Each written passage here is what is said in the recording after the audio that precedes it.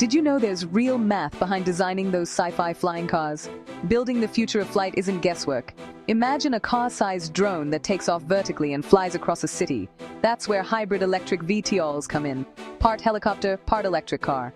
Engineers use multi-fidelity sizing, simple math to rule out wild ideas, then detailed computer models for the best ones. So next time you see city skies buzzing with VTOLs, remember, it all started with clever sizing equations. 19th edition of Popular Engineer Awards on Leadership and Management nominations are open now.